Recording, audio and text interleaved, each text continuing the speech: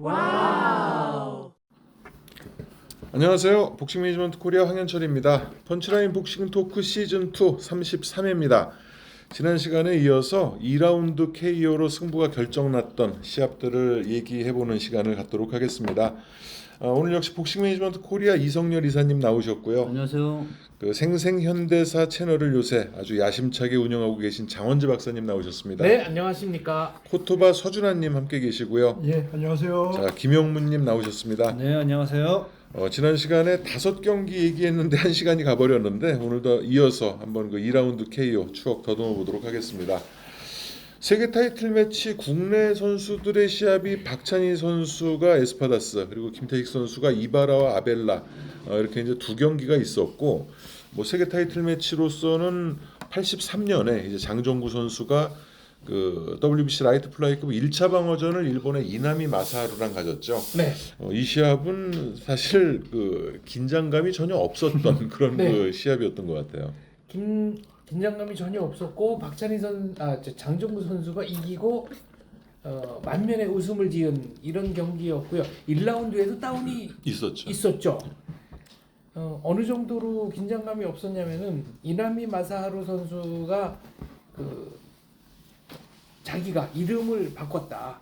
이나미 마사하루라는 글자는 그대로 쓰지만 이나미 세이슌, 그러니까 정춘이었거든요.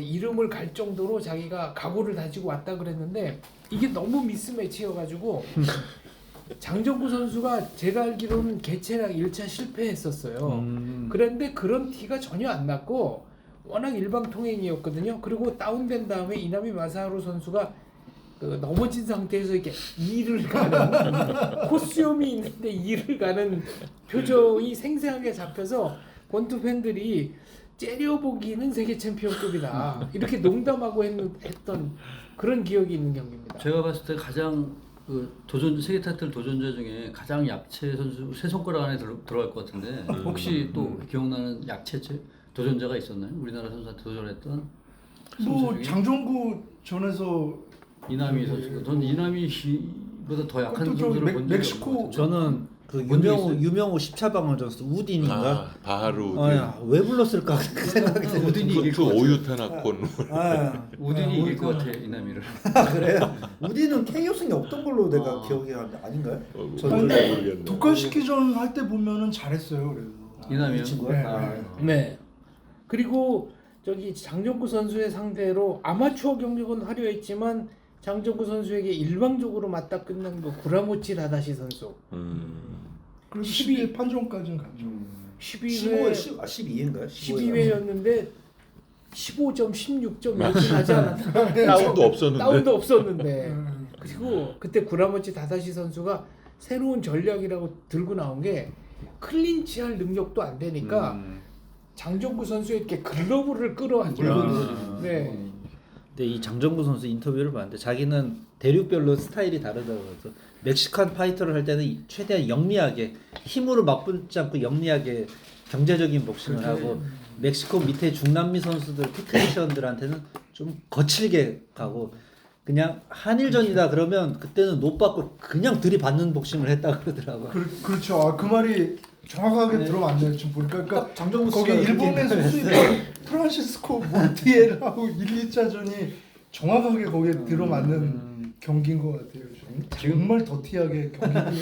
지금 장정구 이나미 선수 이제 얘기가 나와서 한 얘기인데 요 시합은 세계 타이틀은 아니에요. 근데 장태일 선수하고 이나미 선수가 장태일 선수가 한 적이 일본 가서 있나요? 일본 가서 원정에서 교육시킵니다. 네, 거기서 이제 그 설명을 간단하게 좀 그것도 좀 재밌을 것 같아요. 그 경기 못 봤어요. 아니, 재밌을 것 같은데. 기록으로만 알고 있는데. 장태일 선수가 그 당시까지만 해도 KO가 하나밖에 없었었는데 일본의 원정을 가서 이나미 선수를 2라운드 KO로 또 이겼던. 이성열 리서치 굉장히 많이 해오셨네요. 공부 되게 많이 하셨네요. 이때 장정구 선수는 데뷔 때부터 미래의 세계 챔피언 대우를 받았습니다. 받았는데 초반에는 KO승이 얼마 없거든요. 그때 이제 홍수환 챔프가 미국에서 귀국해서 코너맨 트레이너를 하죠. 잠깐 했었죠. 잠깐 트레이너를 했을 때가 이일복 장정구, 김철호. 김초로 셋. 그런데 그때 뭐라고 인터뷰를 했냐면은 펀치를 받아보니까 의외로 펀치가 있더라. 근데 안 맞으려고 하다 보니까 상대한테 펀치를 못 때리는 거였다. 그래서 들어가서 때리고 빨리 끝내는 게 제일 덜 맞는 길 아니냐. 그런데 그 극강의 장정구가 첫 번째 세계 도전 했을 때 그때 15라운드 판정으로 졌는데 그 경기는 일주일 연기가 된 경기였어요. 어린이대공원에서 사파타가 한국에 왔을 때 어린이대공원에서 이제 맨발로 유리 밟았다고 마무리 운동을 하다가 이제 유리를 밟아서 수술했다. 상당히 꼬맸죠 그거를. 그게 아니었으면 어떻게 될지 모르는데 그리고 나서 장정구 선수가 아마도 우르스와 같은 강타자와 재기전을 하면서 기왕에 그 전적 늘리기는 하지 않고 제대로 세계를 다시 노려보겠다. 그리고 우르스와전은 그 사파타 도전 전이에요. 전인가요? 7월에 이제 우르스와랑 하고 그리고 장정구 사파타랑 도전하고 6개월에서 1년 전. 그리고 티토 아벨라를 상대로 재기전을 가지고 티토 아벨라도 이제 그거에 전 세계 세계 챔피언, 랭커죠. 세계 랭커였으니까. 랭커. 네. 티토 아벨라가 저 한국의 김치복 김치복, 선수를 예. 사회 KO 원펀치 6라운드 6라운드 KO 이겼던 쇼킹했죠. 그때. 근데 이 김태식 그 이나미 마사하루랑 유명우 2차 방어졌던 도로히토 기요나인가요? 도모히로 기요나. 기요나. 도모히로 기훈하고 훨씬 위급 아니에요? 위급인가요? 훨씬 위죠. 아니, 훨씬 위급이에요? 위죠. 저는 너무 초창기에 부르는 일본 선수는 다 별 볼 일 없다. 약간 이런 인식이 있어. 그만큼 한국 복싱이 강했죠. 강했어요. 그 당시에. 강했죠. 그리고 나서 이제 84년에 오민근과 조코 아터인데 이 조코 아터가 미스테리 복서입니다. 미스테리하죠. 예. 이거 기록엔 남아 있는데 흑인인가요? IBF 인도네시아 출신의 흑인이라고 봐요. 인종과는 상관없이 그냥 까매요. 이게 그 코너에 전에 몰아놓고 그냥 KO 시켰어요. 딱 한 방, 라이트 롱펀치 한 방으로. 근데 오민근 선수가 일본 가서 그 황 대표님이 올려주신 영상 예, 그거 봤습니다.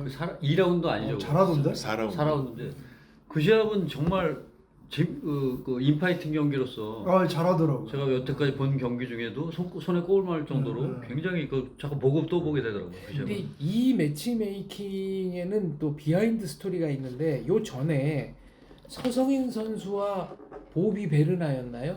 1차전요? 베르나 선수 1차전 그 경기가 이제 우리 측에서는 9회 부상 판정으로 가야 된다고 생각했고 IBF에서는 9라운드 TKO라고 주장했고 근데 그때만 해도 IBF가 신설 단체잖아요. 그러니까 규정에 약간의 허점이 있어서 어느 쪽으로 해석을 해도 상관없는 거였고 사실 서성인 선수가 9라운드에 그렇게 스톱하지 않아도 될 만큼 부상이 깊지 않았는데 이런 얘기를 해도 되나 세계 챔피언을 조금 손쉽게 좀 획득하려고 하다가 이런 사달이 난 거죠. 그때 관중들이 경기장을 떠나지 않고 계속 대기하고 있었어요. 그래서 장내 아나운서가 우리 측 의사는 충분히 전달이 됐으니까 이제 귀가하셔도 될 것 같다. 그래서 관객들은 이게 9라운드 부상 판정승으로 우리가 이겼을 수도 있겠구나라고 했는데 나중에 IBF가 서성인 선수의 9라운드 TKO 패 그 대신에 바로 리매치를 붙여줬죠. 그러니까 동아 프로모션의 김현치 관장이 어쨌거나 이걸로 흥행에 상당한 손해를 봤다. 나는 IBF를 위해서 이렇게까지 노력했는데 그리고 이 페더급 세계 타이틀 매치 오민근 대 조코 아터전을 매치 메이킹해서 IBF에 긴급 승인 요청을 넣은 거예요. 그러니까 조코 아터 선수가 누군지는 잘 모르는데 김현치 관장의 크레딧을 믿고 보상 신용도를 차원에서 믿고 보상 차원에서 IBF가 이제 승인을 해준 겁니다. 일리가 있네요. 네. 그리고 그 전에 IBF는 중량급은 몰라도 경량급은 한국에 상당히 의존을 했잖아요. 그렇죠. 그리고 일본의 그 마이너 프로모터들이 기획했었던 전주도 대 가스카이 켄의 챔피언 결정전도 가스카이 켄이 경력도 그렇게 화려하지 않고 은퇴한 상태였어. 은퇴한 지 한 3년쯤 그게 2년 몇 개월 만에 링 복귀 아닌가요? 예, 아마 그럴 겁니다.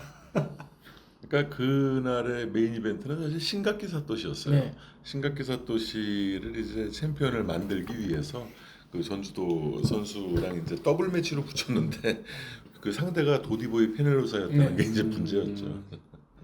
그래서 이 오밍근 대 조코 아토전은 우리나라에서 벌어진 세계 타이틀 매치 중에 가장 뭐랄까요, 그 상대 선수의 경력이라든가 이런 것들이 좀 떨어지는 경기가 아닌가. 그렇다고 해서 오민근 선수를 제가 폄하하려는 건 아니고, 오민근 선수도 그 이후에 자기가 충분히 세계 챔피언급의 경기력을 보유하고 있다는 걸 보여줬습니다. 그러면 어빙 미첼 같은 선수를 네. 잡기도 했고 켈빈 램프킨인가요? 네. 그 선수도 그러니까 오밍근 선수도 차근차근 어쨌든 또 데뷔 초부터 원정도 다니고 원정 가서 동양 타이틀 도전해서 뭐 지기도 하고 국내에 와서 한국 챔피언, 동양 챔피언 단계를 밟아왔거든요. 충분히 세계 타이틀 도전할 자격을 갖췄죠 이때는. 어윙 미첼 선수 같은 경우는 이때 조코 아토 선수와의 경기가 하도 뒷말이 많으니까 김현치 관장이 뭐라 그랬냐면, 그러면 이번에는 WBC, WBA에 도전하려는 선수를 사정을 해서라도 내가 데리고 오겠다. 그러면 오민근 선수의 실력이 어느 정도인지를 여러분들이 평가할 수 있을 거 아니냐. 그리고 데려왔는데 깨끗하게 이겼어요. 이거는 이제 그 IBF 측에서 네. 조코 아토랑의 결정전을 승인하면서 1차 방어전은 미국 선수랑 하는 걸로. 그래서 매치를 그 IBF 본부에서 한 걸로 알고 있습니다. 지명했네. 네. 지명 도전자였어. 그런데 질 거라는 예상이 있었는데 그렇죠. 완벽한 업셋 승리였습니다. 정말 잘했어요. 네. 러시아. 뭐 그렇다고 깨끗하게 이렇게 이겼다기보다는 네. 어떻게 어빙 미첼이 오민근을 넘어서질 못했으니까 잘했죠 그 시합도. 외국으로 가보면은 이제 70년대라고 하면은 수학자들은 71년 1월 1일부터 80년 12월 31일까지가 70년대라고 합니다. 그러니까 70년 1월부터 79년 12월 31일까지가 아니고 수학적으로는 그렇대요. 1부터 시작해서 10으로 끝나는 거니까. 그래서 80년 8월 2일에 벌어진 토마스 헌즈 대 피피노 쿠에바스의 그 디트로이트 대혈전 WBA 웰터급 타이틀 매치가 70년대를 장식하는 경기일 수도 있다. 근데 우리가 수학자들이 아닌데 굳이 이걸 70년대로 봐야 되나? 근데 2000년은 또 새천년으로 인정을 했잖아요. 그러니까 그게 이제 그게 또 수학자들은 웃긴 거고. 진정한 밀레니엄은 2001년 1월 1일부터. 근데 다들 2000년으로 인식하고 네. 뭐 난리. 뭐 대중의 인식 축제를 이런 했으니까. 거니까. 그럼 이제 80년대에 서막을 연은으로 바꾸죠. 80년대. 이 경기도 충격적이었어요. 그렇죠. 이제 2라운드 오늘 주제가 이제 2라운드 KO인데 진짜 주인공이 이제 나왔습니다. 사실은 맞아요. 이 피피노 쿠에바스는 정말 2라운드 KO의 사나이라고 할 수밖에 없는 게 이제 총 전적 35전 31승 이제 15패인데 그 데뷔전 35승 31 KO 아닌가? 맞네요. 예. 35승. 50전 35승. 네. 예, 맞습니다. 50전 35승 15패. 예, 맞습니다. 대단하네. 자 그걸 기억하는 포토바님이나 또 지적 교사하는 김영무님이나 네. 대단하십니다. 진짜. 이제 팬이니까. 근데 이제 데뷔전과 마지막 경기에 두 경기를 모두 2회 패로 장식을 한 선수고 호세 쿠에바스는. 그리고 피피노 쿠에바스가 11번 방어를 성공을 했는데요. 그 중에 10번 KO를 했고 10번 KO 중에 5번이 2회 KO입니다. 맞아요. 그리고 토미 헌스한테 이제 타이틀을 내준 경기도 2회 KO로 타이틀을 풀었는데 데뷔전 베르나르도 프라다라는 선수한테 데뷔전이 아니죠. 재기전이죠. 재기전을 또 2회 KO로 해서 참 2회 KO와 유난히 인연이 많은 복서고, 근데 토미 헌스전은 그렇게 충격적으로 받아들여지지 않은 이유가 쿠에바스에 대해서 의문점이 어느 순간부터 따라붙기 시작했거든요. 사실은 정말 그 급의 상위 레벨의 파이터와는 대전해보지 않은 것이 아니냐라는 의문도 있었고, 그게 또 그 실제로 드러난 게 레닌 쉴즈인가요? 판정 경기요. 예, 굉장히 졸전 끝에 판정승을 한번 하고 아주 가까스로 이제 타이틀을 넘겼는데, 그러고 나서 이제 토미 헌스 진짜 파죽의 그 1연승 29KO 당시에 붙으니까 뭐 야 이거는 어떻게 될지 뭐 게다가 그 홈링인 디트로이트에서 경기를 또 네. 이 경기에 그래서 별명이 KO 아티스트 대 디트로이트의 암살자의 맞대결이었습니다. 근데 호세 쿠에바스 선수는 멕시코 선수들도 이제 우리랑 좀 비슷한 게 있어가지고 되게 그 라이트급 정도까지는 뭐 플라이급, 벤텀급, 페더급 여기서는 상당히 세계적인 선수가 많았는데 웰터급만 해도 쿠에바스 말고는 당시까지는 이렇다 할 만한 강자가 그렇게 많이 없었어요. 나폴레스도 쿠바에서 넘어왔으니까 네, 멕시코인이라고 볼 호세 수는 나폴레스도, 없죠. 그러고 보니까 카를로스 그런 팔로미노. 네.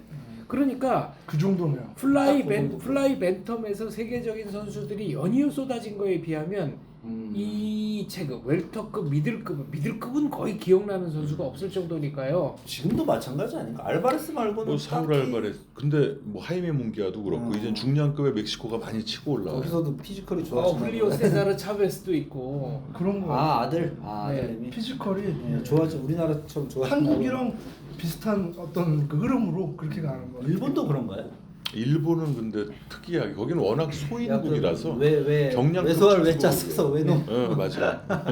아그 외자가 외소할 외자는 아닙니다. 아니에요? 조금 아, 달라요. 그런가요? 예, 예. 아니 나는 불교가 일본으로 건너가서 육식을 안 해서 이제 외소할 외자 써서 나 그렇게 누구한테 들었거든요. 근데 그 외자가 외소할 외자는 아, 아니더라고요. 예. 어디 또 우리나라- 이성열님 같은 분이 딴 데 계시고 누가 나한테 그걸 설명을 해줬어 친절하게. 근데 토마스 헌즈 대 호세 쿠에바스의 이 경기도 일방통행이었어요. 네 일방 그렇죠. 충격적으로. 아니 뭐 마지막에 딱 아니 상대가 안 왼손으로 조준하고 그냥 내려쳐서 그냥 네. 기절시켜버린 그게 충격. 템플에 아주 꼭 미사일을 날리듯. 이때 쿠에바스 선수가 약간 자주색 트렁크였나? 빨간색 녹색 트렁크, 아니야? 녹색이었나? 그린 계열이었는데. 그래요? 근데 눈빛이 뭔가 좀 아니 붉은색 그 붉은색이요. 트렁크가 네. 예, 그 전통적인 기세가 뭔가 좀 꺾인 그 예. 헌스가 한번 마음 먹고 노려보면 되게 무서운 인상이잖아요. 아니 저기 헌스가 직접 그렇게 증언을 했어요. 자기가 저기 링 그 불러서 저 레퍼리 맞아. 예 이렇게 하는데 거기서 이미 쫑게 보였다. 자기는 초반에 이길 수 있겠구나라고 확신을 얻었다라고 나중에 얘기를 했어요. 쿠에바스 헌스가. 인상도 되게 말 그대로 암살자. 오히려 쿠에바스가 더 암살자의 인상이었는데. 무섭죠.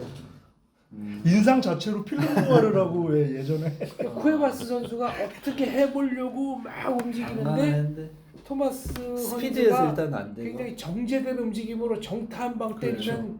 움찔하고 데미지 받고 그 다음에 또 막 달려들면 역시 또 몇 대 안 때리고 끝난 것 일단 같은데 헌즈를 못 맞춰요. 쿠에바스가. 거의 들어가질 거리 못해. 자체를 잡지 들어가질 못하니까. 못하는데 들어가질 못하는 데다가 그 아니 1라운드부터 몇 대 안 맞춘 거 아니에요. 무지무지하게 많이 맞았어요. 그리고 그렇죠. 예 원투가 들어가는데 쿠에바스가 뭐 그냥 정신을 못 차리고 이제 맞았고 2라운드에 그냥 아 여기서 끝내 핵폭탄을 투하해야 되겠다라는 느낌으로 그냥 결정타를 뭐 노리고 있었던 것 예, 같아요. 그 느낌으로 들어가니까 일어났지만 뭐 눈도 풀리고 몸도 풀리고 이런 상태에서 경기를 속행할 수도 없었고 당시 흐름이라면 옵션을 걸어서 다시 재도전 해볼 만도 했는데 그러진 않았잖아요. 쿠에바스가.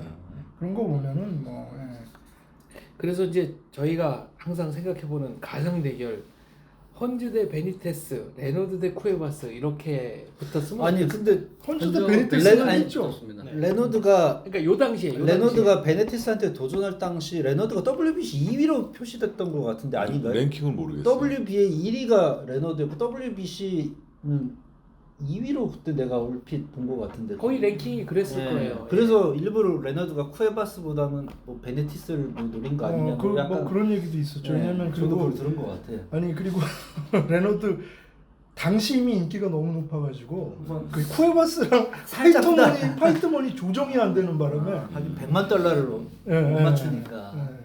그럼 황춘세 선수가 쿠에바스를 쿠에바스하고 했을 황준석. 때 황충재 선수죠. 그때 당시 얘기가 나왔어요. 나왔을 때. 이게 나왔을 때. 네, 쿠에바스랑 한다고 그랬어요. 네, 그래서 그 승자가 그러면 레너드하고 분석. 그렇게 돼 있었죠. 예.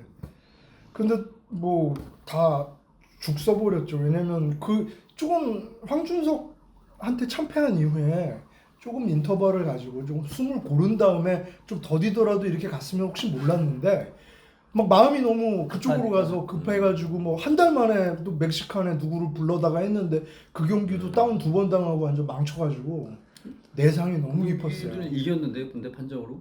아니요, 졌어요. 졌어요. 판정패했어요. 레오나르도도 뭔데? 네. 아, 그 다음 한 달 후에 재기 전에 한 달 후에 재기전을 했어요. 바로. 예. 토요복싱인가 저녁에 좀. 그러면 데미지 회복할 것도 없고 체중만 맞춰서 간 거네요. 그렇죠. 진짜. 네. 그때 그렇게 자존심이 맞아요. 금이 간 상태고 음. 프로모션에서도 이제 그 어쩌다 이제 그냥 재수 없어서 진 걸로 받아들인 거죠. 그렇죠.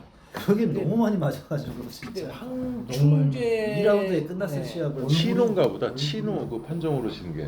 치노한테 졌어요. 그런 거 같아요. 근데 황충재 선수가 프로모터라든가 이제 주변 사람들한테 신뢰도 100%의 그 뭐랄까 그 신용을 획득한 경기는 태국의 원정 가서 그렇죠. 벌였던 예, 그 무왕수린과의 방어전.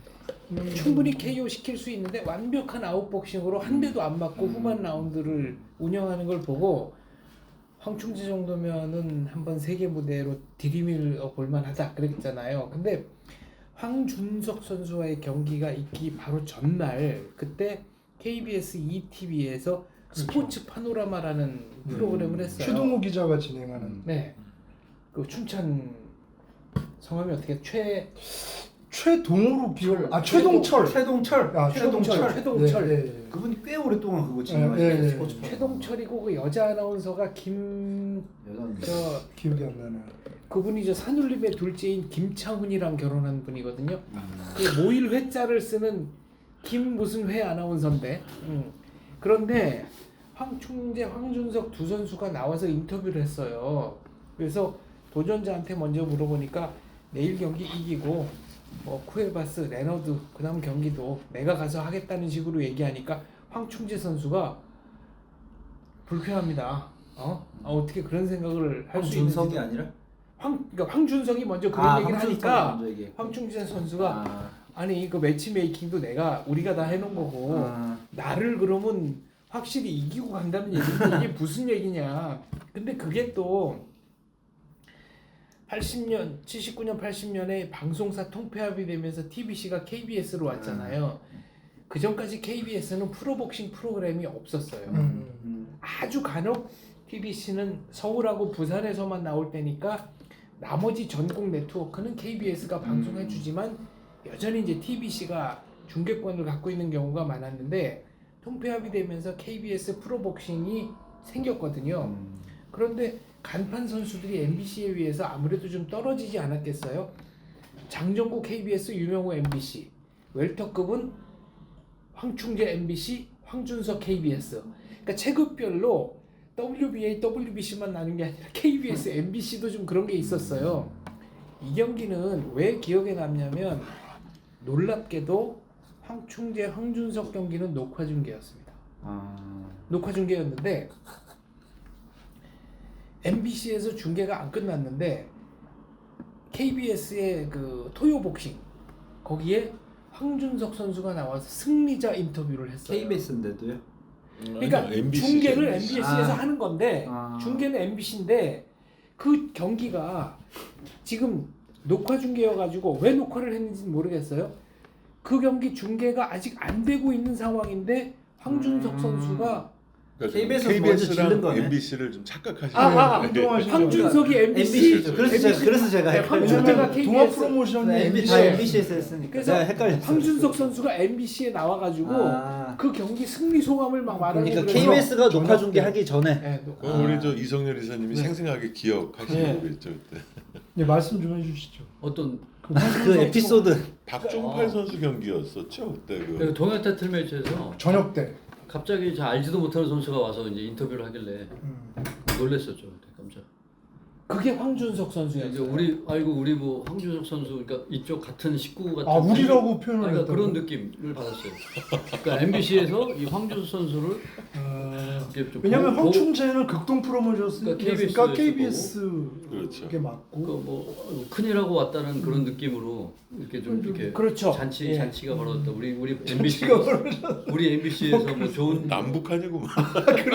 그래도 그거보다 아니 더 심한 그런 저기 상황을. 그 나경민 박종파 1차전에서 MBC가 중계를 해줬거든요. 이철원 그렇죠. 아나운서가 중계를 해줬는데 나경민 선수가 이겼잖아요.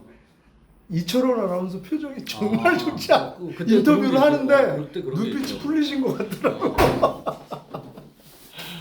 인터뷰는 마지못해 하는데 맞아요. 승자니까. 그때 일화 그 체육관 최근호 그쪽은 KBS였거든요. 네, KBS. 네. 아니 쿠에바스 선수 같은 경우 아까 말한 것처럼 2라운드 KO 승도 많고 KO 패도 많으면 네. 지금 말한 황준석 선수한테 기왕에 질 거 2라운드 KO 패. 그러면 제기했을 수도 있겠네. 그러니까요. 10라운드 동안 많이 맞았어요. 8라운드였죠? 10라운드. 아, 10라운드 판정. 근데 그 경기도 사실 생각보다는 박빙이었어요. 네. 맞아요. 근데 판정이 채점이 이제 공정하게 나왔죠. 너무 공정하게 나왔죠. 네. 2대1 판정 아니었나요? 2대 0이었을 겁니다. 네. 왜 8라운드로 지금 착각을 하시냐면 8라운드에 황준석 선수가 무슨 일인지 몰라도 화가 나가지고 자꾸 마우스피스를 뱉고 다시 붙으려고 그래서 심판이 계속 끊으면서 마우스피스 끼워주던 그런 기억이 있습니다. 그 김용광 다마쿠마전하고 더불어서 가장 해외에서 했던 시합 중에 가장 공정한 판정이었던 것 같아요.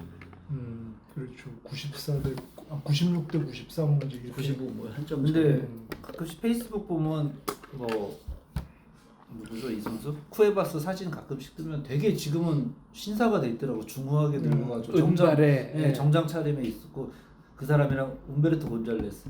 왜냐면 은퇴 뒤에 되게 험하게 살았을 것 같은 사람인데 너무 깔끔하게 잘 건강하게 나오니까 그 비즈니스도 성공해서 네. 사업도 대단히 크게 하고 있어요. 쿠에바스는. 곤잘레스도 깔끔하고 사람이. 사무라도 그렇고요. 사라테도 잘 지내나요? 사라테의 경우는 이제 약물 중독에 빠졌다가 진짜? 제가 2016년인가 그때 마이애미에 갔을 때 만났어요. 근데 막 갱생을 끝내고 자기 자서전을 이제 써가지고 강매를 하고 있더라고요. 스페인 영어 버전이에요? 네, 스페인어. 그러니까 누가 봐도 살 수가 살 수도 없잖아요. 근데 계속 그 처량한 눈빛으로 그걸 파는데 아니 그 영어로 했으면 그래도 한국 골수 팬들은 좀 샀을 텐데.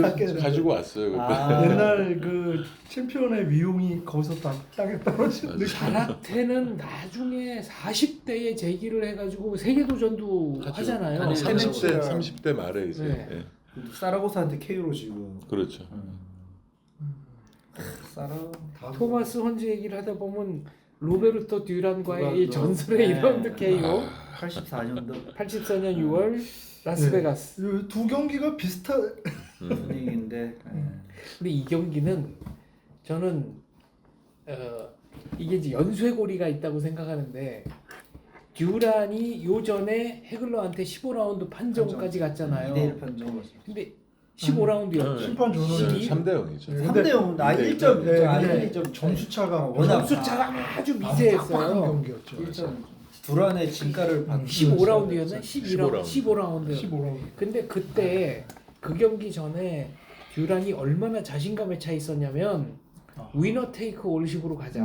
나 자신 있다. 헤글러 상대로. 헤글러 상대로 그렇게 얘기를 했고 경기가 끝나고도 관중들이 듀란 하고 외쳐가지고 아주 정신도 멀쩡한 상태로 그렇게 지치지도 않은 상태에서 자기가 그 링줄 밟고 올라가서 막 이렇게 만세하듯이 연창을 하고 그러니까 15라운드 격전을 치렀다고는 생각하지 못할 정도로 쌩쌩했거든요.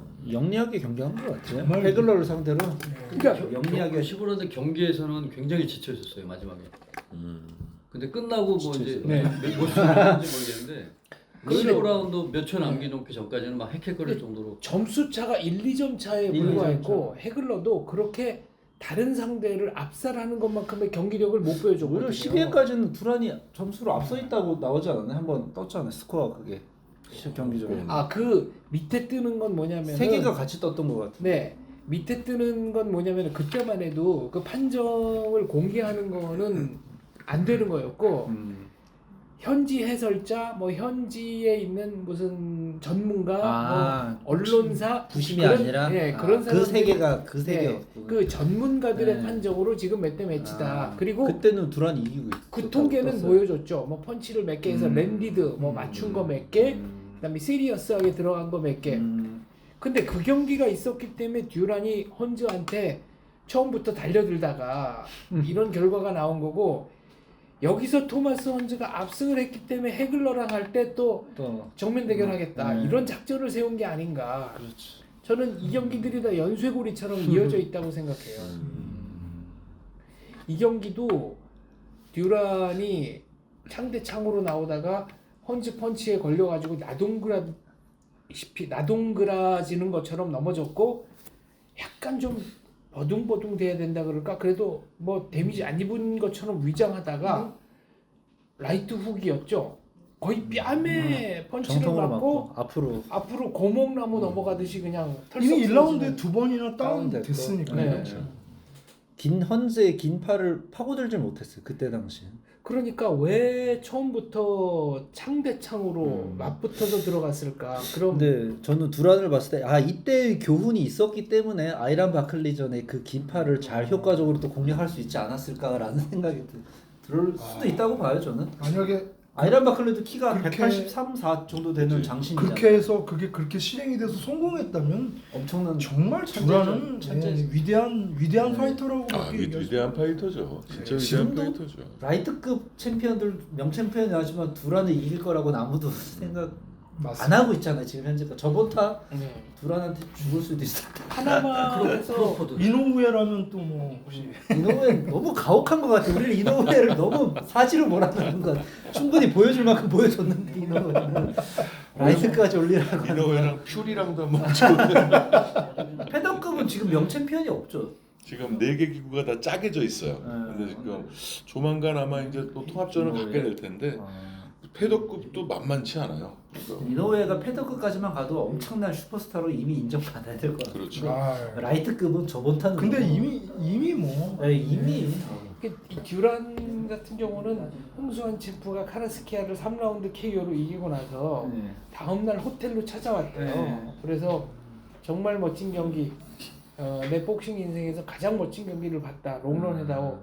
근데 이제 홍수환 챔프는 그때는 무슨 휴대용 사진기가 있었던 그쵸. 것도 아니고 사진이라도 하나 그렇죠. 찍어놨어야 되는데라고 나중에 이제 회상을 했고요. 듀란은 제가 알기로 애완용 호랑이를 기른 적이 있습니다. 타이슨도 키웠었죠. 네. 아니 근데 기른 홍수환 건가요? 씨가 잠깐 빌린 게 아니었을까? 본인은 기른다고 했어요. 근데 홍수환 씨가 그때 두란의 그때 당시에 봤을 때 두란의 그 평상시 체격이 한국에서 유재두보다 더 컸다고 자기는 그만큼 평상시 네. 감량 폭을 엄청나게 가져갔던 선수 얘기를 했던 것 같더라고.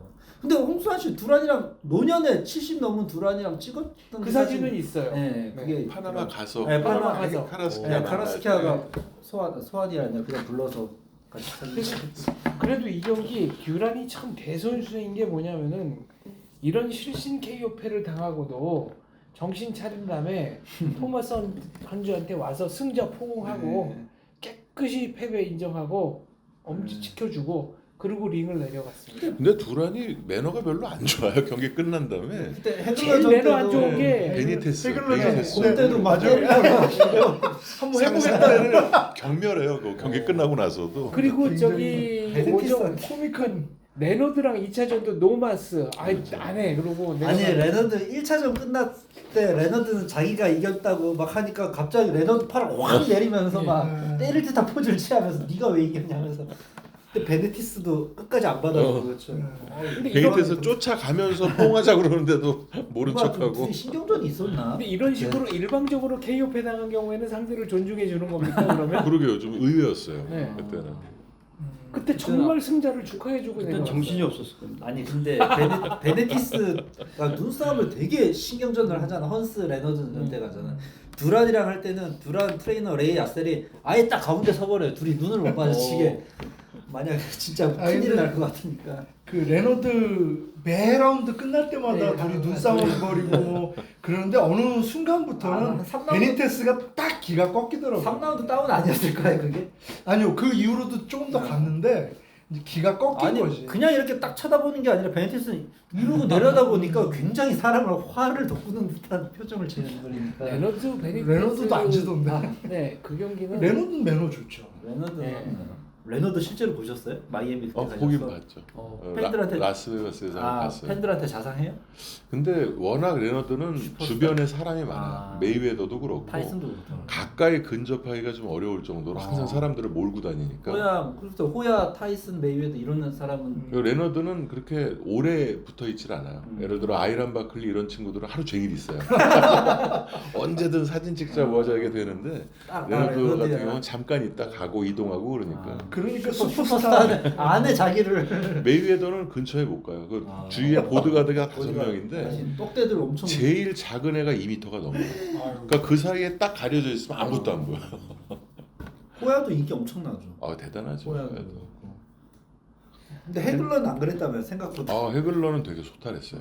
사람들 많이 안 몰려요. 예, 그때 술집에 조그만 바였는데 그 바에 있는 거예요, 헤글러가. 그래서 이제 죽기 전이었죠 그때. 그래서 굉장히 소탈하게 가서 이제 사진도 찍고 뭐 되게 친절하고 근데 작았어요 느낌이. 173이 굉장히 175도 안 돼 보일 만큼 작았어요. 73 정도 되는 거 같아요. 네, 좀 왜냐면 외소해서 두란이랑 딱 져서 섰을 그랬는데. 때 거의 키가 비슷했어요. 체격 차이가 그렇게 안 났어요. 근데 그렇죠. 이게 프레임은 더 큰데 해글러 미들급인데 그 얘기 나온 김에 논란의 판정에 한 경기 더 추천하고 싶은 예, 경기가 하시죠.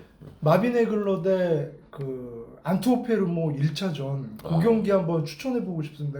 왜 추천드리냐면은 해글러가 정말 그 복싱의 확률을 느끼고 은퇴를 고려한 정말 그게 경기. 무승부 판정이 경기 나오나요? 무승부 판정이 나왔는데 그 경기 때문에 오히려 안토페르모의 주가가 확 치솟았어요. 도전자 때문에. 도전 해글러를 맞아서 어떻게 무승부를 한단 말이야. 그런데 해글러는 이제 판정에 불복을 했죠. 그렇죠. 그래서 해글러한테 어떻게 15라운드를 버티냐. 버티느냐 이런 것 때문에. 그러니까 해글러도 참 당시에 운이 안 좋았던 거예요. 그러니까 요리조리 다 이렇게 해가지고 다 챔피언들이 빠져나가고 그러는데 자기를 상대를 해줘서 그게 참 좋았는데 판정은 공정하지 않게 나와서 그 전에 1무 2패도 다 판정에 약간 네, 좀 그거 희생이에요. 희생인데. 로컬 복서여서. 그래서 챔피언이 된 게 영국 가서 누구죠? 저기 앨런 민터. 알란 민터랑 하잖아요. 3라운드.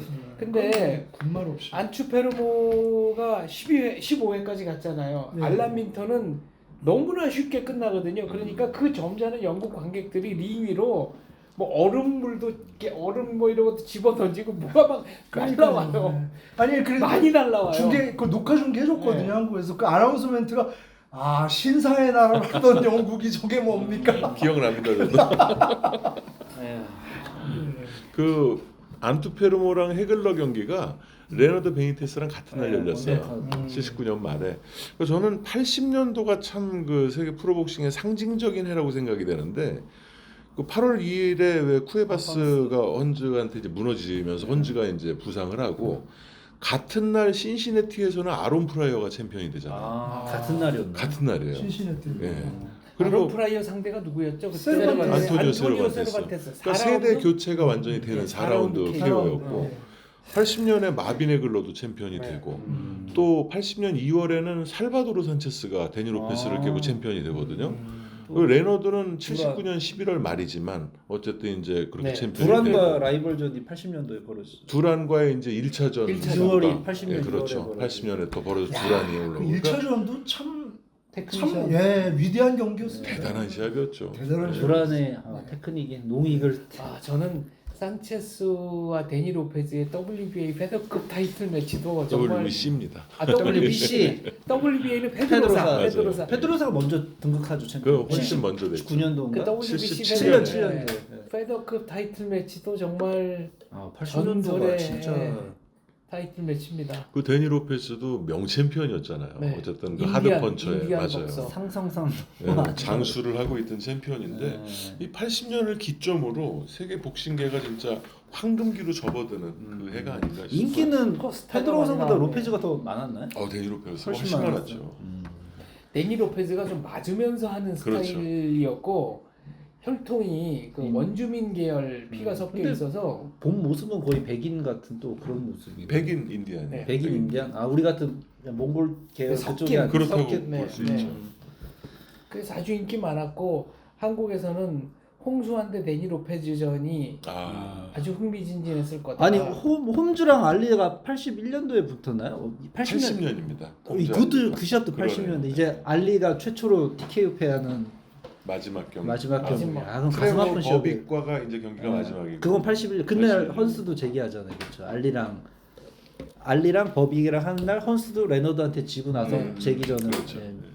그래서 80년도 진짜 역사적인 해네요. 알리와 홈즈 경기는 또 그건 하지 말았어야 될 시합인데 왜 홈즈가 해가지고- 뭐라고 그랬냐면은 10년 전에만 경기했거나 알리가 10살만 어렸어도 나는 상대도 안 됐을 텐데 나의 우상을 상대로 이렇게 진짜 내는 그렇게 예. 했어요. 아 본인이 그 말을 했어요. 아, 경기 끝나고. 울었잖아요. 아, 난 되게 알리를 좀 뭐라 그래야 되나 경계한다 그래야 돼, 시기한다 그래야 돼. 난 그럴 그런 리가 느낌을 없죠. 게임 받아가지고. 내용만. 존경의 게임 대상이면 내용. 대상이지. 아니 쳐다보는 표정이 그건 이제 경기 그때 그때 근데 울었잖아요 경기 아, 끝나고. 그래? 맞아요. 네. 아, 기뻐서 본 게 아니라 아니에요. 어. 그러니까 레리 홈즈가 그때 알리가 자기는 104kg일 때가 제일 컨디션이 좋다 그랬거든요. 아, 네. 근데 기적의 감량으로 104kg으로 링에 올랐어요. 그래서 사람들이 전성기 때 알리를 우리가 다시 볼 수 있는 거 아니냐라고 했는데 너무 경기는 일방적이었어요. 그렇죠. 그리고 보여준 게 없었어요. 알리가. 10라운드가 끝나고 이제 의자에 앉아서 안 나왔잖아요. 그러니까 레리 홈즈가 정말로 이런 그 승자의 소감을 말하면서 울었고 왜 울었냐 그러니까 나의 우상과 경기하는 게 스파링 감격스러웠고 파트너. 나의 우상을 이렇게 공격하는 것 자체가 그렇게 썩 내키는 일은 아니었다. 그러면 이제 알리는 기자회견에서 그 당신이 뭔가를 꼭 보여주겠다고 그랬는데 감량 말고 뭘 보여주냐 그러니까 내가 가혹하다. 예. 아니 이제 복수는 40 이전에 은퇴해야 된다는 걸 보여줬다. 맞아요. 네. 40이 넘어서는 권투를 하면 안 된다는 걸 내가 오늘 보여줬다. 40도 아니죠. 38이잖아요 그때. 아니 그때 40 넘었어요. 만으로 39이었으니까. 80년도잖아요. 네. 42년생이고 42년생인데 38. 39. 마흔 전에 은퇴를 해야 마흔 전에 된다는 은퇴했는데. 40이 넘어서는 그 시합을 돈킹이 그냥 꼬신 거 아닐까요, 알리? 돈 필요하니까. 그거는 이제 뭐 알리도 하고 싶었겠고 동킹도 흥행이 레너드도 필요했고. 테리 노리스한테 그런 식으로 했잖아요. 마지막. 그 시합 한번 총회 가시면 레너드한테 왜 테리 노리스한테 왜 했냐고 한번 물어보세요. 그 시합은 아니 그냥 같이 가요.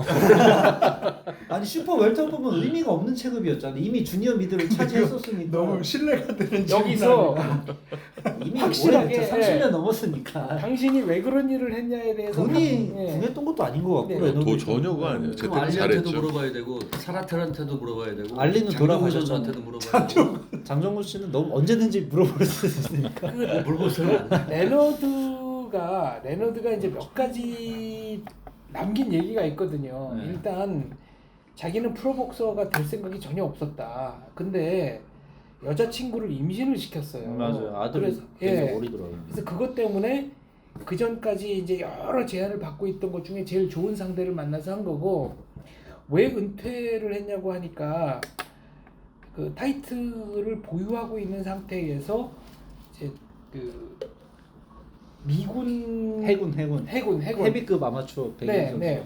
그 영상 네. 돌던데. 네, 해군 함정에서 네. 이제 시범 경기를 하는데 상대가 진지하게 거친 게 나오니까 순간적으로 화가 나가지고 그 복부 강타를 집어넣어서 그냥 쭉 뻗게 만들거든요. 그 그리고 나서 친구가 레너드 얼굴을 때렸어요. 그리고 네. 사전에 얼굴을 안 때리기로 뭐 계약이 됐는지 안 됐는지 모르니까 그러니까 레너드 얼굴 레너드가 맞더니 그것 그냥 때문에 내가 지금 권투를 하면서 감정 조정을 못하는 상태가 됐구나. 그런 것 때문에 은퇴해야 되겠다라고 생각했고 해글러 경기를 보고 나서는 해설자로 나왔을 때 여러분은 지금 제가 왜 은퇴했는지 이유를 보고 보고 계시다고. 계십니다라고 얘기를 했고 아니 그럼 눈 부상은 계속 있었죠. 토마스 그 계속 전부터 있었죠. 있었어요? 예. 그게 직접적인 은퇴 원인은 아닌가요, 그러면? 아니요 눈 부상 때문에 은퇴한 건 맞아요. 근데 그 복귀하고, 안아골절이랑 네. 망막분리가 이게 그 한번 고장돼서 잘못되는 게 아니고 그 완치가 돼요. 그리고 이제 시간이 지나면 붓고 그러면서 이제 근데 괜찮아지고. 그 다음에는 사소한 충격에도 이제 망가질 가능성이 일반인보다 높은 거죠. 두란 3차전 이후도 그거 재발했다고 그때 기사가 나지 않았었나요? 딱 한 대 맞았는데 두란 그게- 그눈확 찢어져 버렸잖아요 그때. 두란한테 딱 한 방 맞았는데 그 시합에서 유일한 확실한 유효타였는데 그때가. 또 오늘 이번 시간에는 뭐 몇 경기 또 얘기 안 했는데 시간이 또 훌쩍 지나갔습니다. 2라운드 KO 두 번째 시간 여기서 줄이도록 하고요. 다음 시간에 또 이어서 2라운드 KO 명승부 추억을 한번 더듬어 보도록 하겠습니다. 오늘 클로징은 그 코토바 서준환님께 부탁드립니다. 예, 뭐 추억의 복싱 경기를 이제 라운드별로 이렇게 살펴보고 있는데 아무쪼록 여러분들한테도 그 즐거운 복싱 추억으로 이렇게 환기가 되는 시간이었기를 바라겠습니다. 감사합니다. 감사합니다. 감사합니다.